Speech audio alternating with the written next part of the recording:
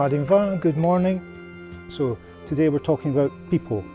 Our buildings, our kit, our money are all secondary to our people, and we need people to be at the heart of our process of change, or that process will fail. So we're not just talking the need for skills in a narrow workforce as defined by current business. We're talking about everybody, because everybody needs to be part of the transition. We're all stakeholders in the built environment, and we all need the skills, motivation and opportunity to contribute to that change.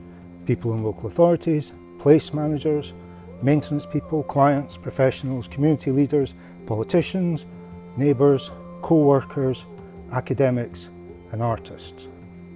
We all need to be carbon literate in this climate emergency, just as we all learned about disease transmission during the COVID health epidemic. For those that don't know us, Skills Development Scotland, Scottish Government's National Skills Agency, the idea that the economy is changing, the nature of work is changing, the jobs that we're going to need are changing too. We need a skills system that supports that. We would like, ultimately, all jobs to have an element of being a green job or a circular job.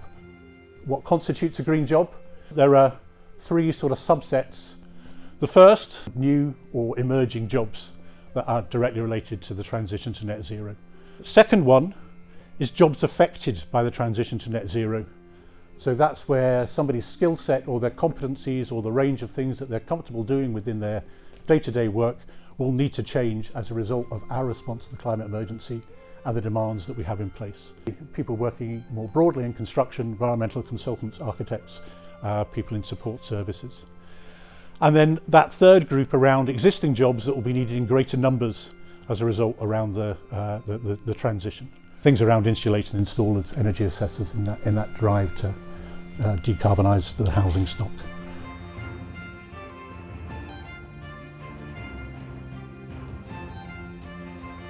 In the North East, we're trying to form the North East Scotland Retrofit Hub, where we'd be able to train people, carry out retrofit assessments, help people get things installed, raising awareness in communities.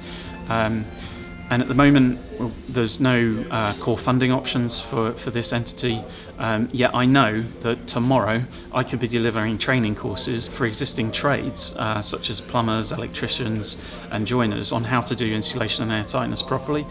So just a bit more funding straight out of the bucket for small initiatives like that could make a huge difference in a very short period of time.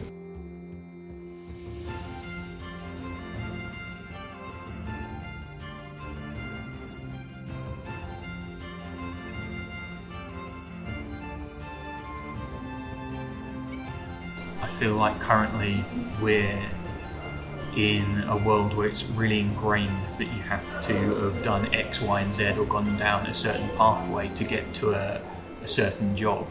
And I feel that there's no flexibility with kind of prior skills that you've developed along the way.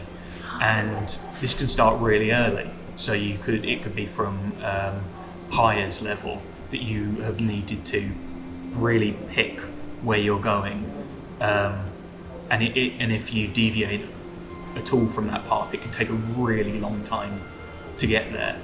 And I think that's a massive challenge. I know so many people that would be interested in transitioning into different jobs and have a real broad skills base, but they find massive difficulty in doing it. And the jobs that they apply for, already the kind of, say, job description just precludes them straight away. And it's even more complicated by the fact that a number of the jobs that we need don't exist yet. And you can illustrate it and say, look, here's the kinds of things that there are, but 5-10 years down the line it might be totally different. So if someone comes in and is like, I'm a regenerative design manager for this practice, and that role didn't exist until I had the role. And so how you then create career paths to many of the things that we don't know that we're going to need yet, or that we haven't fully articulated what those look like, that's going to be a tremendous challenge, and the only way we're going to be able to do it is if we can inculcate a greater flexibility, I think, and allow people to move across into those from a range of backgrounds. I think sustainability in school needs to also transition. It's not taught as much as it could be.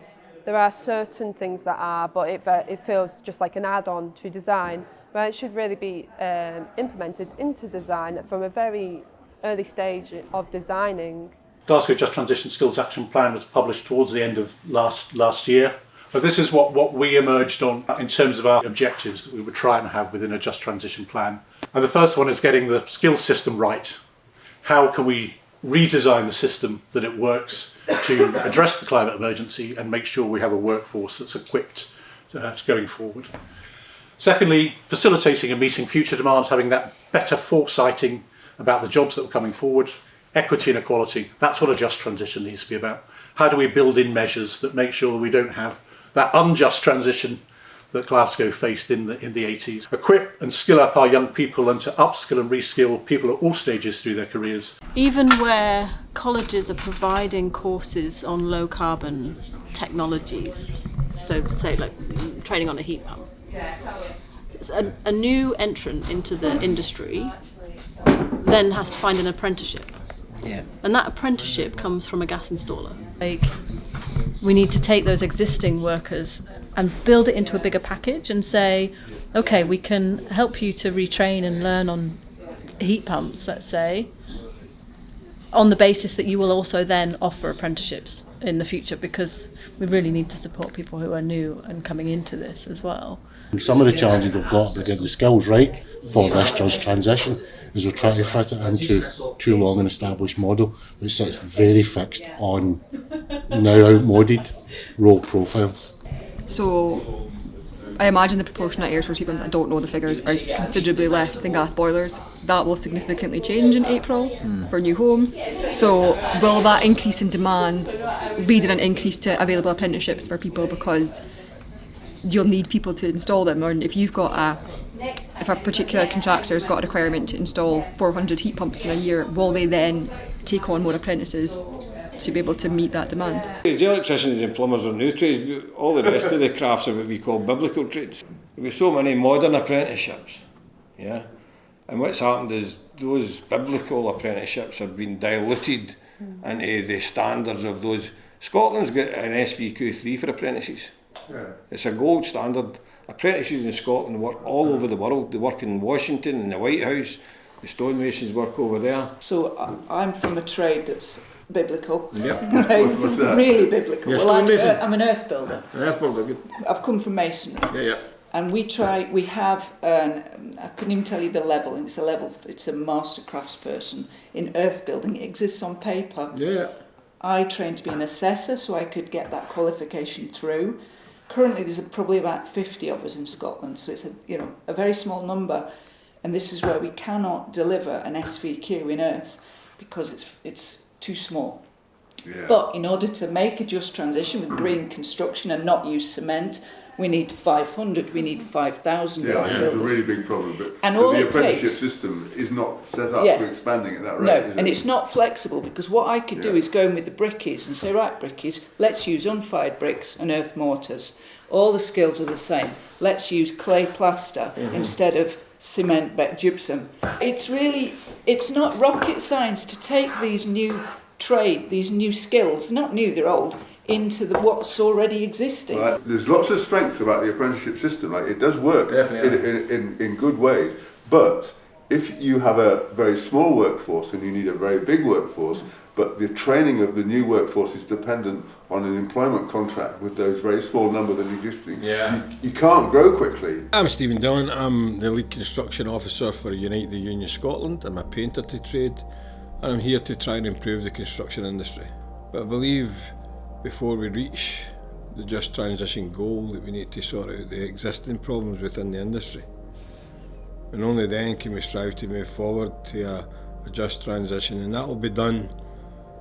People are talking about different age groups and all the rest of it. That can only be done at the ground level. The community aspect of things needs to be looked at more, and a bit more consciousness how we're describing this or how we're telling this. Because all good and well that we're saying, we're going to do this and this, but it's really going to affect people. Where people do not have the facility to get these skills and are left without a job, negatively as well as positively. Look, absolutely has to be consent based. It's one thing to offer someone like a solution that you think will solve their problems. It's another to like talk to their lived experience.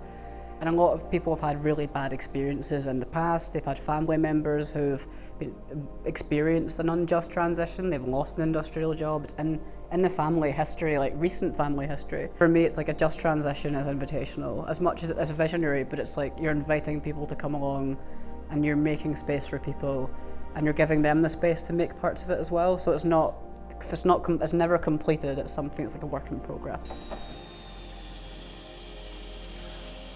And just transition isn't just about what the jobs look like, it's about what does the conditions look like, the new just transition. If somebody's getting paid £30,000 a year and they're going to just transition into a job to 20 grand, it's no good. As big employers drive wages down.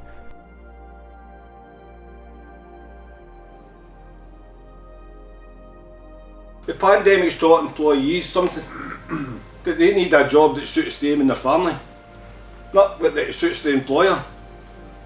And we need to remember that we're not here to just work and die. We need to work and live. In this modern age, becoming a progressive workplace is a must.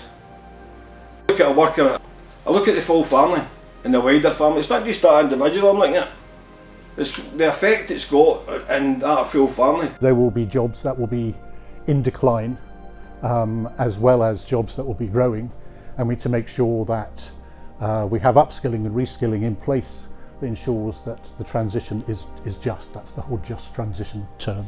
I can tell you what an unjust transition is, and an unjust transition is what happened to Glasgow and West Central Scotland during the 80s, and that was that sort of whole-scale deindustrialisation, but with no thought to the workers who'd worked in traditional industries and the consequent poverty decline that came through from that. It is possible to change, I guess that's my point, but employers and the system needs to be forced to be changed.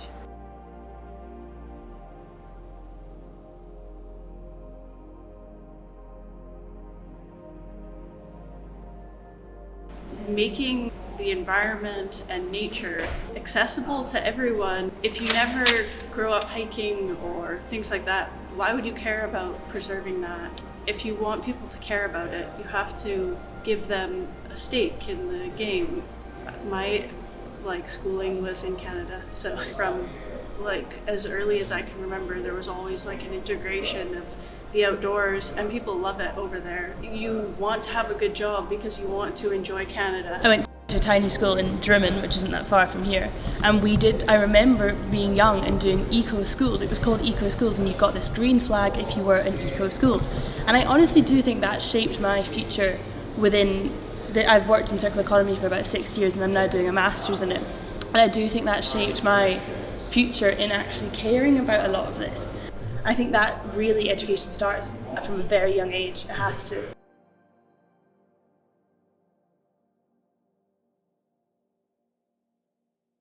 I'm in the unenviable position of speaking to 370 undergraduates once a week about climate. This is one of their first experiences at Heriot University, and we give them a climate literacy course, really. It's about study skills, but it situates all of their future learning in this is a climate emergency, and what you're learning is going to contribute to this. Essentially, what we're trying to do at Heriot is teach climate advocacy, to give students a sense that they have power to affect this, and to start to give them the tools to actually enact that. So we ask students to think about what is the difference that you'd like to see, how could you be that difference, what are the first steps that you could take to do that. And we try and give them some of the skills within this world of jargon, bits of terminology, an understanding of where we're trying to head. What are the right questions to ask to get to the meat of that? I think we're past our sell-by date. Higher education, we are not catalysing equity and emphasising action on climate emergency. Many climate scientists here on that first day who warned of us the upcoming catastrophe. It's as sure in our future as COVID was. We just elected not to see it. Because the students that are going through your university are going to come out and spend, the formative part of their career dealing with the effects of the climate crisis, which in many ways our generation have curated that disaster for them to try and cope with. And from my interaction with young people in the higher education, they're often the ones that are making demands of their tutors and education institutions for a more progressive approach to learn about materials and to not fly off and do tours in fancy places, but to actually do building projects in the community. And so that thing of a generation of change, it doesn't necessarily take away the responsibility from people in senior positions, but they are prodding us with a stick, aren't they? Something a little more aggressive than a prod, I'd say. And I applaud them for it. I'm Kenny McAllister. I am the Found Director of Community Trade Hub. So we decided, let's create a community environment. We went to the local authority, took on an asset transfer, disused community building. We then transferred this into a construction training centre. We're a referral system for the police, a referral system from schools, referral system from many sources. Within the construction centre, we literally kept it simple and set up all sector trade stations. Electrics, plumbing, joinery, paint and decorating, to give them the opportunity through the process to identify if they like that. Linked with that, we'll put them through their qualifications. So when you've got an attainment gap, we bridge that attainment gap because we're an SQ accredited centre. We are working with 600 pupils per year. We have 300 individuals out of school curriculum activity time. We are working in 11 high schools, and then we're still looking at making headway with others after that. I would say the most important thing to me personally is making sure that we have reach to the younger generation. And when I'm talking about the younger generation, it's not just teenagers and school leavers. I'm talking about getting to speak to kids as they come into school, so from a young age of say 5, 6. With Women in Property, I've been quite heavily involved in a schools outreach programme where we go into high schools, and we've started going into primary schools to shine the light on the construction and the property industry so that kids are aware of the opportunities that are within this industry. We've got a big skills gap and it looks like it's not getting any better, so I think really starting from that age and speaking to kids at that young age and making them aware of what's out there and what they can do and the breadth of opportunities that are within our industry is really important. At the very start, it was 16 plus. And what we started to realise is, this is too late. Criminal convictions, challenges, barriers, no skill set. They didn't even have the qualifications to get into college. They can't even apply for an apprenticeship. So all these beautiful, wonderful apprenticeships that we've got, they've not got the grace to apply for them. One school within Leavenmouth, this is fact, 71% attendance rate, 300 kids, as I've said already today, don't go to school. Where's their alternative? If they're not going to go to school, do you think they'll go to college? Do you think they'll go to uni? No chance. So that's why we set the organisation up. So when we're saying we want to set this up, we're like, no way, there's something wrong here. We need to do this earlier. Some of the big issues that we're having now, 13's too late. We managed to, in the Leavenmouth area, be part of a project that would reduce antisocial behaviour by 80%. At school, I would classify myself as a rocket. One of the young kids that was at school, and the young laddie's name was Murdo. The police wondered where Murdo went when he joined Community Trade Hub, because he wasn't getting phone calls every other day that he was stealing out of shops, or he was running about with his gangs, or running about with his pals, getting himself in bother. Danger time when they're not at school, because it's drug time and it's drink time. But wee Murdo, great wee laddie, tried joining it, loved it. This is me. All that bravado, all that other stuff disappears. Poof, gone, away, disappeared. Where is he now? Family, house, car, passed his apprenticeship. Same lad as me, waste of space, no amount to nothing. Kick him out of school, he's not allowed back in. We've had hundreds of kids, thousands of kids that we've worked with that have moved into positive destinations because of that work. Third sector, and many other sectors, is a key part to building local economies, to being a vehicle with moving this forward in terms of the transition. And I think it needs to have proper resources, I think it needs to have proper infrastructure looked into it. They're talking about buildings in place, and I respect that buildings need looked after. But if the skill set's gone, how can we look after buildings? You know? Let's not fire all the money into a building. Why do we not create a skills academy with developing traditional skills that's not only just for a Buckhaven area, but that traditional skills could go anywhere they want to go? Please guys, we need to build the future with the future. With my research, I've been interviewing people in energy and built environment, architecture and things like that, and young people want to leave Scotland particularly. They want to move to Australia or America or New Zealand or Canada. They really don't want to stay in Scotland or the UK. And how do you retain those people? And it's quite sad that they are going to be the market we're going to lose. And at the same time, we have to look at the 45 and overs to think this is the market we have to target now.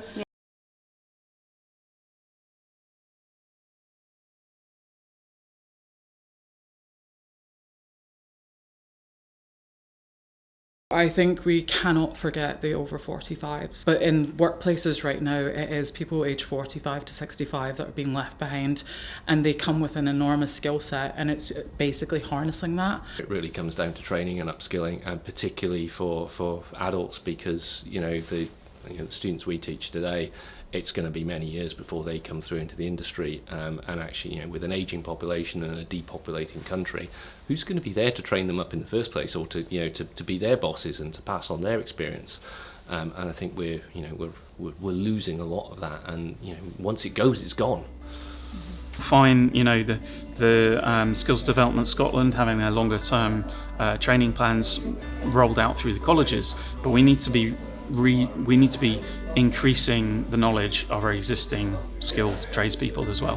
What I think as well we should be doing, rather than saying, right, we've got no skills, we need to upskill everybody, how about we go around these small communities and we identify what skills we already have? Yeah. And start small, especially for the retrofit sector. I mean, there's so many little architectural firms that many people are unaware of, and they will need a level of upskilling, but let's see what they already know. And the supply chain as well, that the supply chain are innovating and they've got that knowledge and development, but it's not being fed into the design. We need to train trainers. Trainer, yeah. I do a lot of teaching in all sorts of institutions, everywhere really, and the problem is continuity. I go in for a day, for a weekend, a week, and when I leave, do things carry on? And unless we've trained the trainers, the tutors, that might be an architect in a business, it might be somebody in contractor, it's all kinds of people, but if they don't carry the knowledge, it won't carry on when we leave. I think that there's a lot to be learned from Scottish universities engaging with Scottish industry. The Geddes quote, think global and act local. And we talked a little bit about developing future skills and mid-career transitioning within industries and developing skills development mid-career. And I think that that's a place that universities perhaps can help as well.